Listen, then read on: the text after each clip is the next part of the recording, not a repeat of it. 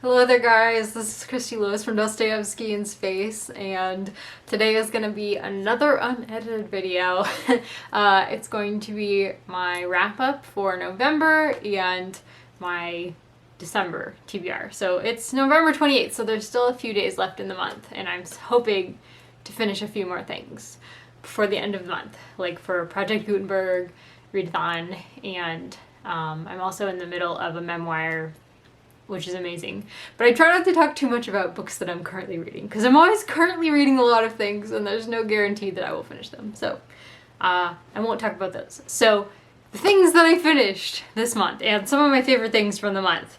I'm just gonna go ahead and share my favorite things in the month because, well, first though, I should talk about this memoir by Yeonmi Park. It's called In Order to Live, A North Korean Girl's Journey to Freedom.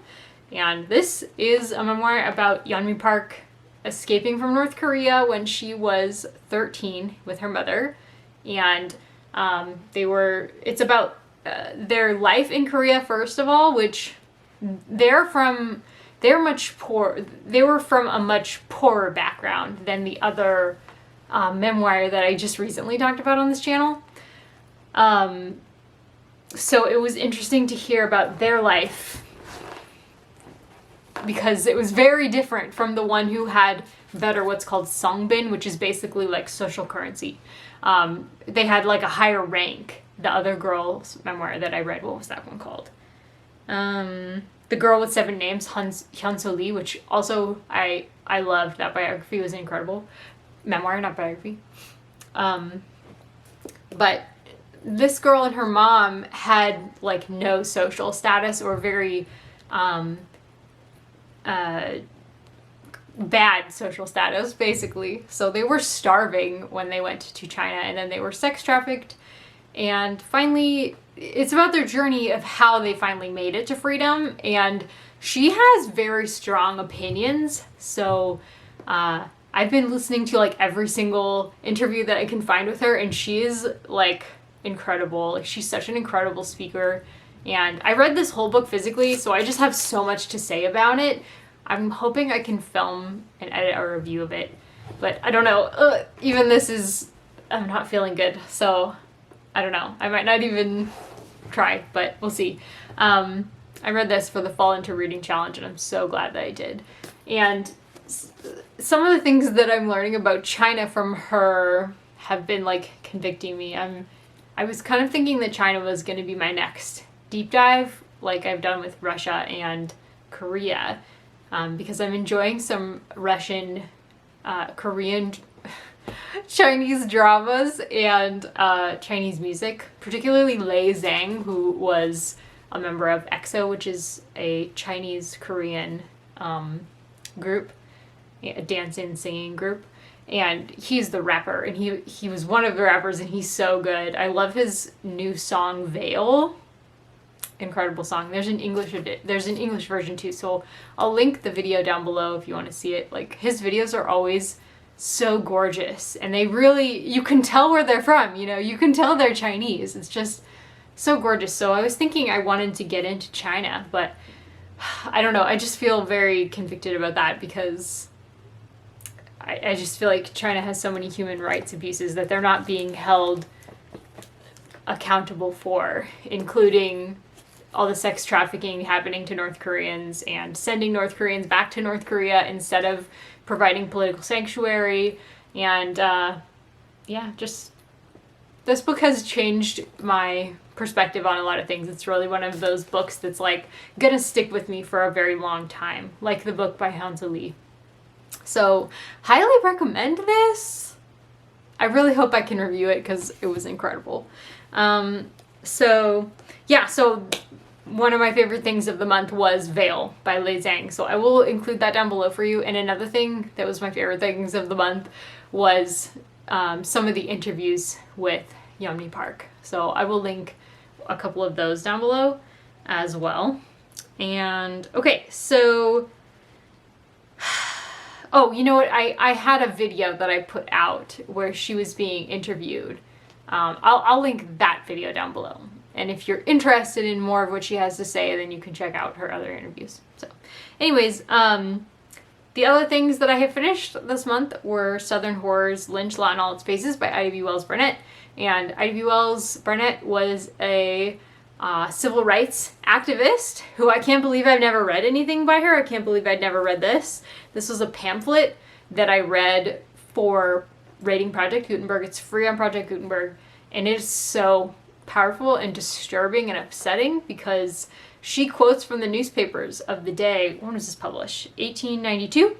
And also she was one of the co-founders of the NAACP. So I'm just like, I'm floored that I have never read this pamphlet before. But yeah, she quotes from the newspapers and really shows what kinds of false, terrible things were being said about Black men in the South. And it's just incredible that these things were being said and believed. Not incredible in a good way. Yeah, it was very intense to read and very important, I think, for me to read. So, highly recommend that one. That was probably my favorite thing that I read through Project Gutenberg readathon. So, and then other things that I read were, I finished The Wolf Den by Elodie Harper, and I did read some of it physically, but it ended up being a very gripping story that I just had no problem listening to, so I just listened to it for the most part. So this is about a slave girl named Amara, who is Greek, and she is sold into slavery, sexual slavery, in Pompeii. And so this book takes place on Pompeii, and we get little bits of her background throughout the story. And it's just very gripping to see how she survives and what she has to do to survive. Also, in order to live, just like Yeonmi Park, that's like the theme of the month. Incredible. Storytelling. It is not graphic sexually, but there are just, she's continually put into situations where men take advantage of her and abuse her, and it is upsetting. So if that's something that you don't necessarily want to read about, I might say be careful with this one. There's also a lot of swearing in it, particularly the F word, because the author uses that word to refer to what Amara has to do in her sexual slavery. She continually uses the F word to refer to that act. So it is intense, but I also found it extremely gripping, and I'm already working on book 2. And it's very good. It's really about the strengths of the women who are enduring this, and it's about enduring. Just endure it, never get used to it was one of the quotes. And yeah, I love that quote, because when you're going through something really hard that you don't have any control over it, that's what you have to do. You have to just endure it, but not get used to it, because you want to keep pushing for something better. And that's something that I've definitely found true with my own health problems. So her grit and determination is, I think, really attractive, an attractive quality in a heroine. And yeah, recommended if you are interested in historical fiction. I need to read more historical fiction. This one was the most gripping that I've read in a long time. I sometimes have trouble getting into historical fiction and staying there. But that one was really good. So, and I found that one through Alana Estelle, who is amazing. Please go follow her. Okay. The next thing that I also finished Witch Hat Atelier, I guess it is. I heard Kate House say Atelier, and I was like, yeah, it probably is like French, and I don't know how you say French words, but Atelier. So, yeah, I'm still really enjoying the art style on this, and it's cute, and it's heartwarming, and I really love it. It's a manga about a witch who is learning a drawing magic and making new friends, and the adventures that she is going on. The trouble that she is getting into. Very good. It's very cute. Very safe for kids, too, I would say. It's like the most sweet, fuzzy thing that I've been reading lately. When I just need something to focus on that is very easy and very digestible. I've been really enjoying that series. So, and then the next book that I finished was The Name of the Rose by Umberto Eco. Yes, I finished it. Yay. I haven't been rating these. The Yeonmi Park gets all of the stars, all the percentages, 110%. Like, it's just fascinating because she goes into like the history of North Korea, how it became communist, how it was supported and collapsed, and the history of the leaders, and she covers so much in that autobiography, or that memoir.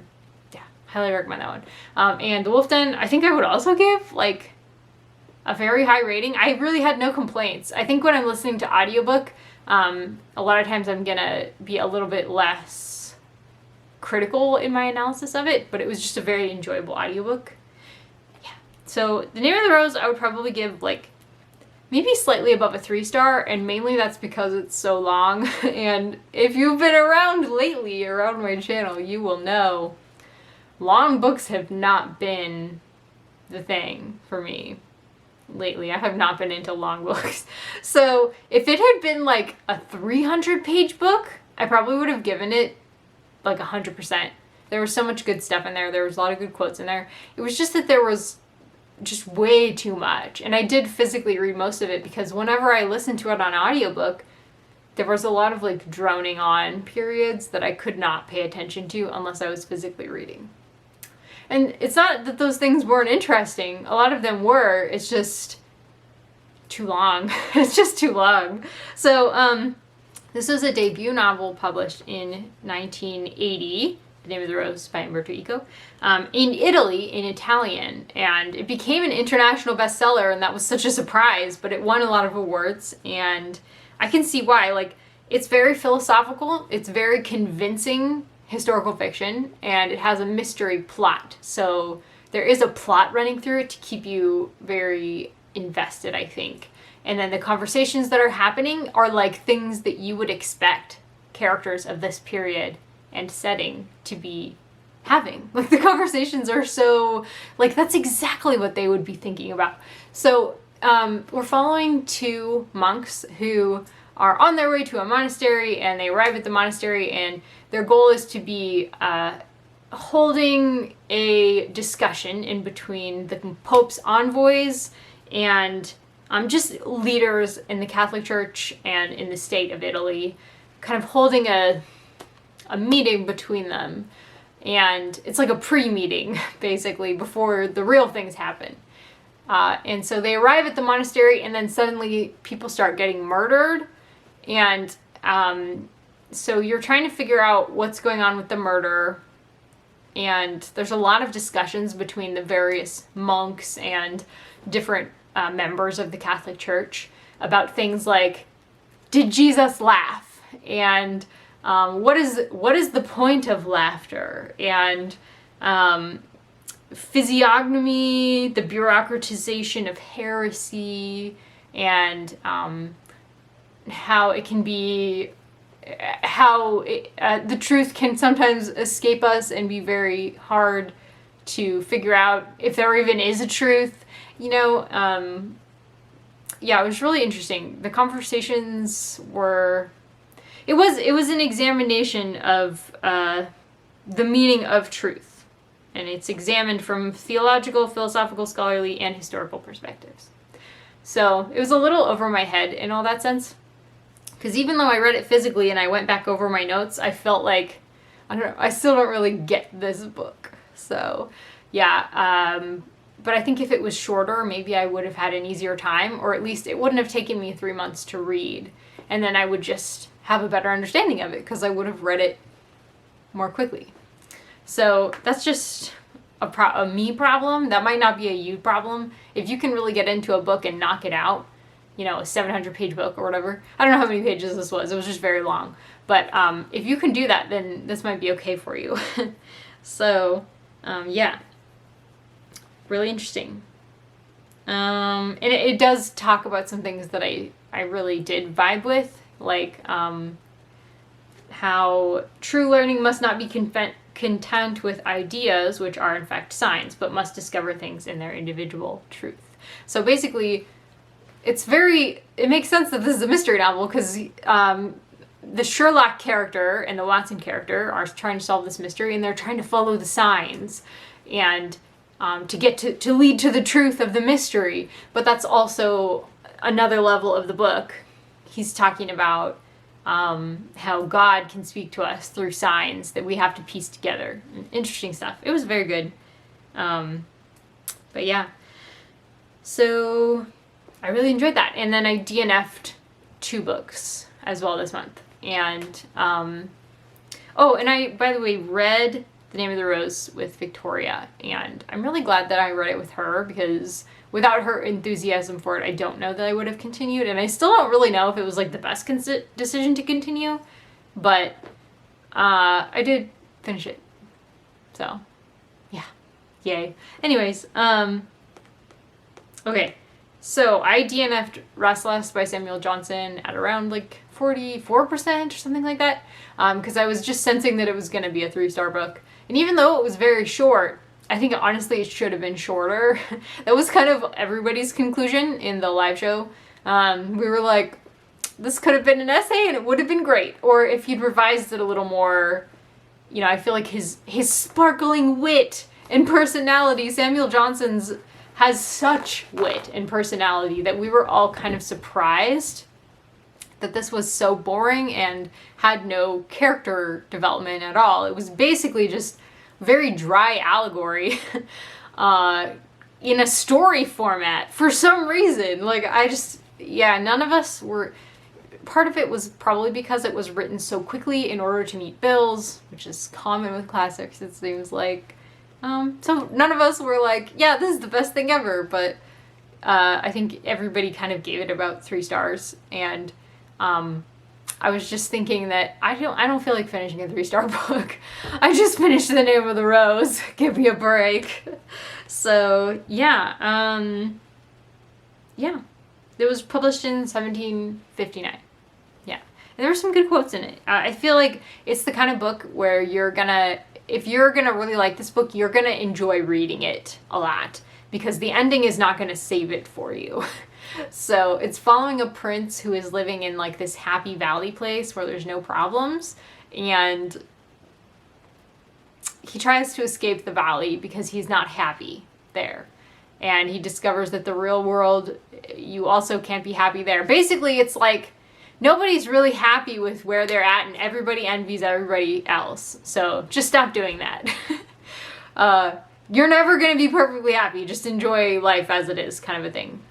So, yeah, not bad, just not good enough to keep me going. Okay, and then the other thing I DNF'd was Knock 3 Times by Marion St. John Webb. This was another Project Gutenberg pick, along with Rasselas. And this was cute, but it was just not quite enough to get me through. I need a lot to get me through a whole book these days. Like, if it's a memoir, there's a much better chance that I'll finish it. I think I'm just turning into a memoir person. So I was very slumpy, though, lately because of trying to finish The Name of the Rose. If I wasn't on fire for a book, like I have to find out what happens next, like in the memoir or in the Wolf Den, I wasn't gonna finish it. And unfortunately with this one, it was cute, it was atmospheric, it was kind of Neil Gaiman-esque like I was thinking, but yeah, it's just not enough for me. So it was about 2 children who one of them gets a gray pumpkin for her birthday present, and it's kind of like, that's such a lame present. But then one night the pumpkin hops out of her room, starts moving, and the 2 children follow it into a door in a tree, and they find themselves in another land. And they find out that actually inside the pumpkin there's this evil magician who's gonna like make all the bad things in the world happen in this other world where they just entered. So it's like an adventure to stop the evil magician. Enjoyable, but not enjoyable enough for me. So yeah, let's see. Okay, and then that's all I finished. That's all I DNF'd. So next month, let's talk about that. Next month, I'm going to be reading, obviously, The Man Born to be King by Dorothy L. Sayers, which I just got in the mail. My first time buying it. I now have my own copy. I should have brought it in here to show you, but I'm excited for it. And if you're interested in joining that readathon, I will have the read-along. I will have the link to the announcement below.